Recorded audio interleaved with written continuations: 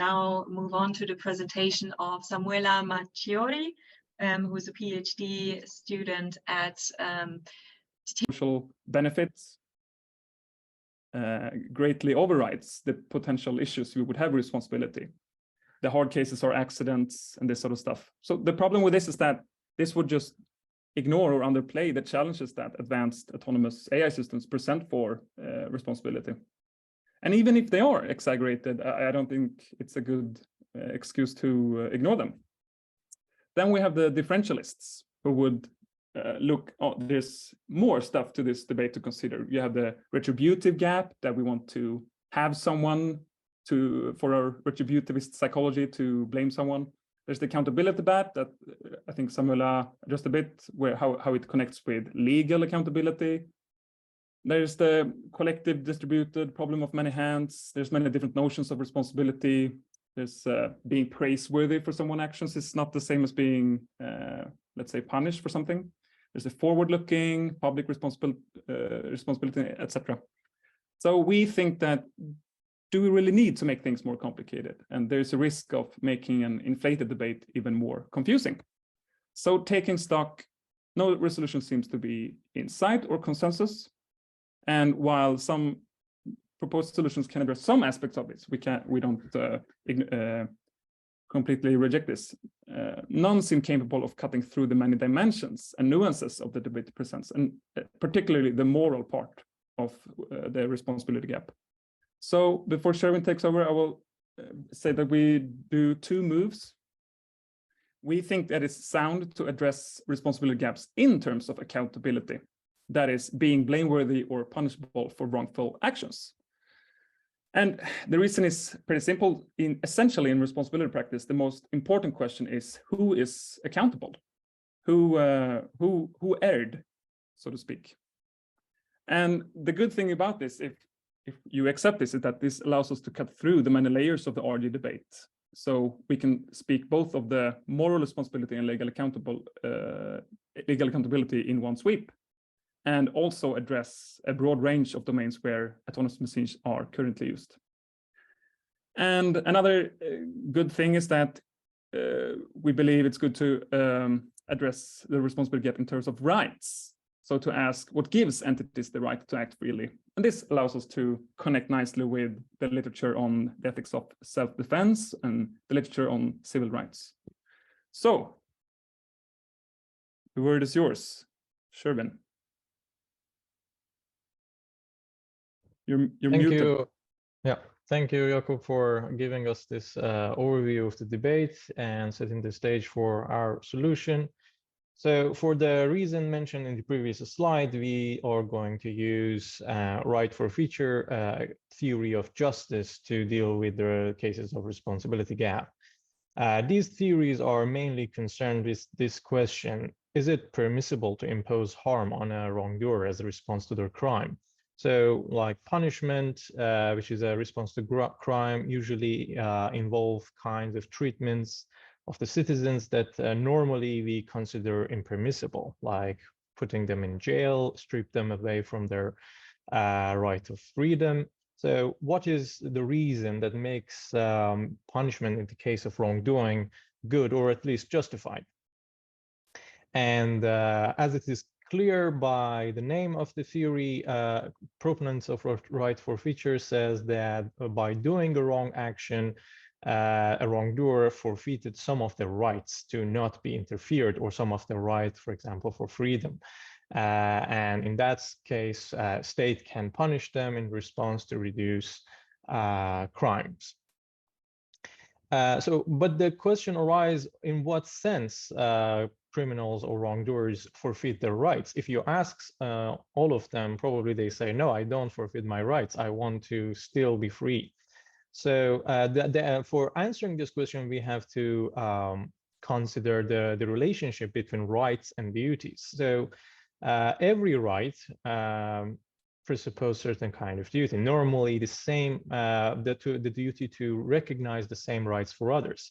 For example, if I am free in a society to act based on my aims and goals, This is because other people recognize this right for me. And if other people don't recognize, I cannot enjoy this right. And if my rights is based on other people's duty, then to enjoy this right, I also have to satisfy those duties. And if I don't satisfy those duties, this means that in this sense, I just forfeit my rights, certain parts of my rights. So every right, our right for freedom or acting based on our goals presuppose to recognize those rights for others and to be responsible in cases when we don't respect other people's rights. Considering this context, then the question who is responsible for an autonomous machine's action should turn actually to why should we grant autonomous machine freedom of action in our societies while they are not capable of being held responsible, while they are not capable of recognizing other people's rights. These machines need to be granted this kind of freedom to satisfy their task or their goals, and no one should interfere with them when they are doing it. So why we should give them this freedom in our society? One answer, like Matthias, would be to say that we shouldn't, unless they can recognize, unless they become an agent or a kind of like agent that can recognize other people's rights, we cannot give them this freedom. And we can work on them, we can develop them to reach to that stage, but we should not give them this right. We should not use them. But this answer seems to be not satisfying. First of all, it is not clear how long it would take for the machines, autonomous machines, to reach that stage. And moreover, considering the enthusiasm to use these machines, it is not clear how much this suggestion would be taken seriously. But we think there is another way to deal with this issue. And in this way, we can say that the user can transfer their own rights to act freely in the society to the machines to reach their goals and aims. So the right of the machines to act freely in the society hinges on the user's responsibility to and recognition of others people's rights. So if something goes wrong, then the user, the person who's using the autonomous machines to reach their goals should be held responsible and are answerable for the actions of the machines. For example, consider X, the manager of a tech company who needs data analysis on some very sensitive data. X hire Y, a very specialized data analyst. Y make a mistake and data leaks on the internet. In this case, X is responsible for the action, for the leakage of the data on the internet. X had the right to choose whoever she wanted, and no one could or had the right to interfere with her decision. And now that the data leaked, she should be held responsible or be answerable for her decision. Of course, there is a difference here with the case of responsibility gap, because in the case of responsibility gap, the machine cannot share any parts of responsibility, but in our example, why the data analyst shares certain part of the responsibility. But this does not mean that in the case of responsibility gap, the user is responsible for everything that happens. We believe that the kind of responsibility involved here is a form of responsibility for unintentional wrongdoing, unintentional harm. So it is easy to think about cases when our actions caused harm to others. We didn't intend it to create those harms, but unfortunately it happened. And still, although we are not responsible to the same extent as if we did it intentionally, but we still are answerable and to a certain extent probably should compensate for the victim. So in our theory, the user is responsible, but a kind of restricted form of responsibility. It is important to note that in our theory, we don't appeal to any kind of foreknowledge or gambit like other solutionists human solutionist. So we says that the user is responsible because they grant their own freedom to the machines, and for this reason they are responsible for their actions. Now, because we held users responsible, kind of criticism might arise by saying that this creates a way for manufacturers or developers to avoid responsibility. So if they know that in the cases of responsibility gap, they won't be held responsible and won't be punished or blamed, then this make them clumsy. This demotivate them for create safer machines, and this creates a lot of bad consequences. But we think this criticism ignores the context that responsibility gap actually arise, because in this context, we already presupposed that no negligence or recklessness on the part of developers or manufacturers are involved. So they did everything that they could, or everything that is expected from them, and still something went wrong and a mistake happened. So responsibility gap cannot be used as an excuse by the manufacturer. If it turns out that they did something wrong, they misrepresent the information, there was some negligence involved, then they are responsible and no responsibility gap arise. But if it turns out that no mistake was done by their part, then we say that the user should be held responsible. Considering this criticism, we want to also mention some of the benefits of our theory.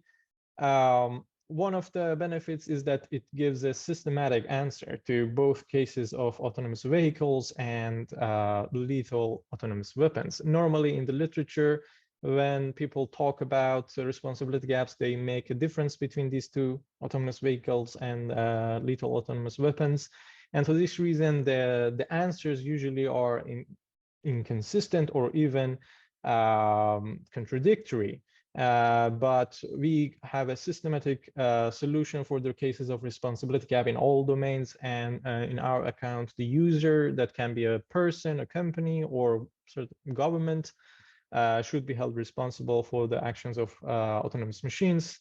And to the extent that systemicity is a good feature of a response, we think our theory enjoys this benefit.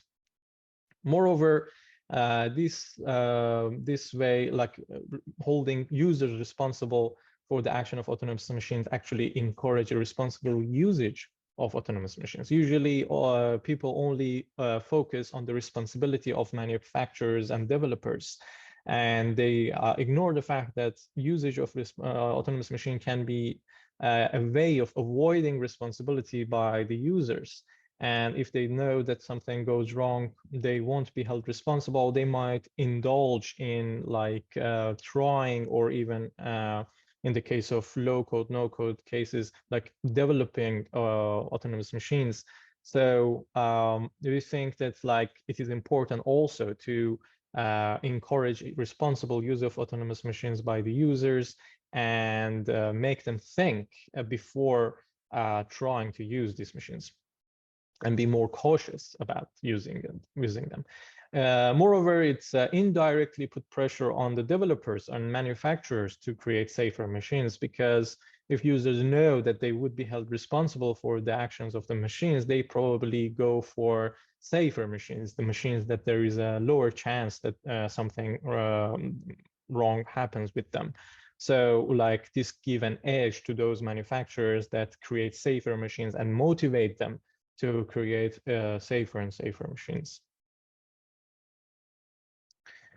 So in conclusion, we believe that users should be held responsible for the actions of autonomous machines because this is the only way that machines can be granted the freedom of action in our society, that users give them the rights, and this right can only hinges on the user's responsibility to compensate or be answerable for the actions of the machines. And this theory does not hinges on any kind of foreknowledge, gambit, or strict liability. It just says that if a person used these machines for reaching to their goals, and want to grant their own freedom of action to the machines, they also would be answerable for their actions. Thank you very much.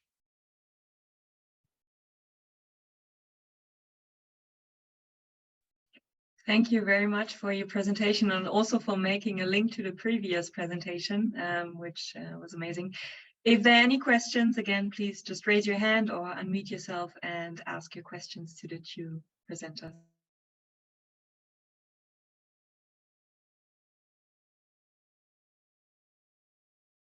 Yes, Zi Lu, please. Hello.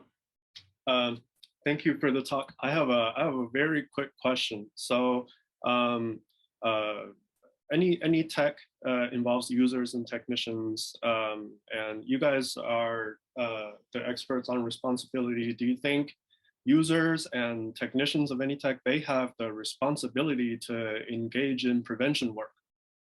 Do you think users, based on what they know of how a tech has failed or succeeded in the past, have the responsibility to urge the technicians or incentivize the technicians or you know, to do prevention, or shame them, punish them for not engaging in prevention?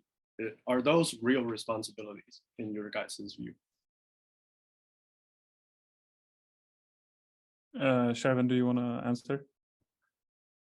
So like blaming corporations, I mean, is a hot debate in the responsibility literature, and to the what extent we can blame corporations or developers, or is it a responsibility? So like, as we said, just market incentivize or the developers to create safer machines. So if there is something happens that, and it turns out that developers created like not safe, not as safe of other corporations, machines that are not really safe, then like people don't buy it, and this can be considered as a way of like blaming those companies, just not buying their products, and like motivating them to create safer machines. And to the extent that we can we expect people to do more than that? It depends on like what kind of possibility is there for them to actually blame the corporation. So it is not like, for example, a person go and like tell to the manager that like, yeah, you're a bad person, or you did this wrong or right. So I think to a certain extent that your action can be considered as a blame, like, for example, not buying their product. We can have this expectation of the people, of the users, but more than that, I think it's need more like talk, and like it's probably out of the scope of our paper. Yeah, I can just add that well, our solution is consistent with fighting different fronts. Then it's a question whether you have a duty to fight sort of irresponsible development of technology, or whether it's just good. I think everyone would just agree that it would be morally good to do so. But then it's another question if you have a duty to do so. Okay.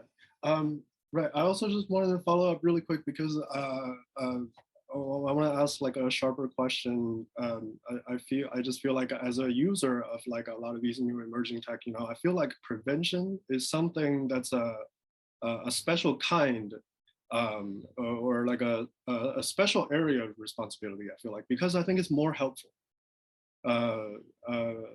Like in the medical field, for example, there's a saying, there's no better cure than prevention, right? Because a lot of issues are also things that they exist in real time, and they can get more complicated, you know, over time. So when something goes wrong and it keeps going wrong, the issue can become something that's like, you know, a lot more harder to solve than like the way it was when it began. So I don't know. I just wonder if like prevention is something that should be set aside than like all the responsibilities that users and technicians should take. So I didn't actually got what do you mean by prevention? Like if that means like more to like expecting the developers. So I'm thinking along the lines of medical practices. So suppose that I contract COVID. There is a lot of things I can do to ensure my health after I contract it. But there's a lot of things that are cheaper, more accessible, that face less social inequity, less, not none, less social inequity issues. And the stakes are much lower, the risk is much lower if I engage in those practices. So just on, it seems on like very simple calculative terms, the responsibility of prevention should be pushed ahead or something, I feel like. Of course, but do you think what we says here is in like contrast with like preventing? No, I was just curious because I don't because I didn't hear like considerations of like which ones we should maybe prioritize, or as an average uneducated user of some technology, I wouldn't know how to fix things, but I can do best practice. I can engage in best practice. Like I'm a carpenter, I use table saws. Those things can result in accidents, and I don't know how to improve the machine. I don't know anything about, but I know how to be safe as a user. And I think that is a more relevant responsibility for me as a user that don't understand how the table saw works. Yeah, I completely agree with you that like we have to also focus on the responsibility of the users and also consider every kind of consideration that can like promote a safer use of autonomous machines, and like either by like creating more like education for the users or the developers, or whatever like measures that is there to prevent this unfortunate situation from happening. But if after we did all we could, this stuff happened, like this unfortunate state happened, then we also are faced with the question who should be held responsible. And the person that our theory propose or suggest is the user. But like we all agree with you that like all kind of precaution and like effort should be done to like prevent this unfortunate state to happen. There is also a question in the chat which hints, I would say, at the implications for users' willingness to actually adopt and use these kinds of technologies then. So I just, I'm going to read it out. Michelle said, a very interesting talk, thanks, but practically speaking, would this model of responsibility attribution inhibit the commercialization of autonomous vehicles, as no one, so no user, would like to be held liable for negative consequences? So I think this is already sort of in place, right? With autonomous vehicles, in a way that, well, they are marketed as autonomous, but it's still the user that are need to be take responsibility of the wrong of the machines. I see that. I mean, there might be a risk of that it will inhibit the commercialization, and well, maybe that's a good. Maybe that's a good thing then, because then otherwise it'd just be. Yeah, I wouldn't have any problem with inhibiting some of the commercializations of autonomous machines if those machines led to bad things. I don't know, what would you say, Shervin? I think it doesn't inhibit the commercialization, because the companies can say, okay, there is, for example, 1% possibility that these machines actually create an accident or something like that, but this is still vastly safer than a normal human driver. Like, I mean, when we reached to that stage, like, for example, we can say a normal average human driver, there is a 15% of like making a mistake or having an accident, but these machines probably 1%.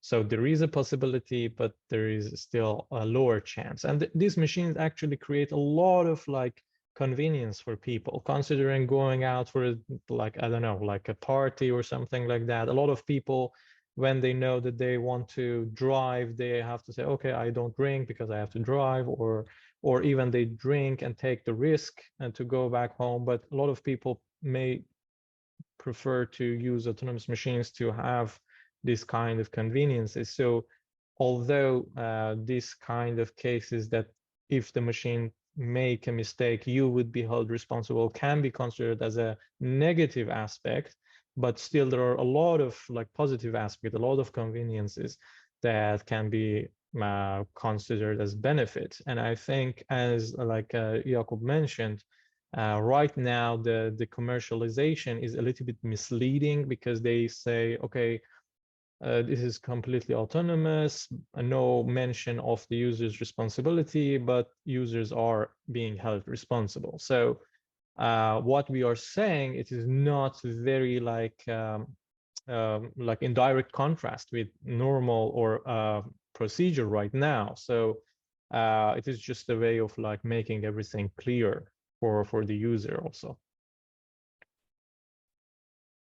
Thank you so much. Sorry, I have been, I'm now showing my face because it's past midnight now, and I'm in my pajamas. So just to follow up from what you are saying, I think it's quite interesting, the point you are making. But I just wonder from Jacques saying that this already has been part of the picture, a part of the practice. But I just wonder, does that make it just all right? Because it's not only users who are involved in the entire value chain of the development of the autonomous machines or the autonomous vehicles. So if we only attribute liability or moral blameworthiness to the users, it just seems a little bit problematic in my view, because there are many like downstream and upstream participants in this whole chain of values, and just attributing to one party, which is the direct users, in your view, is that really matches the moral fairness or justice in this distribution of moral responsibility? So first, I'll just clarify that we didn't take sort of current practice into account. As it stands now, it's more that your point was more about the commercialization. So my point was more that we already see a vast commercialization possible while still the users are held responsible. So that's, I think it's evidence that it wouldn't sort of inhibit the development of autonomous vehicles.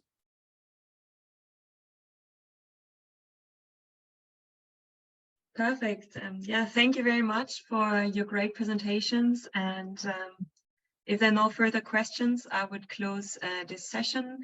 And thanks again to our 4 speakers today for the very interesting insights. I'm curious to see which kind of solutions that you've been proposing will turn out in practice and will be which will we find maybe in regulatory drafts or things like this.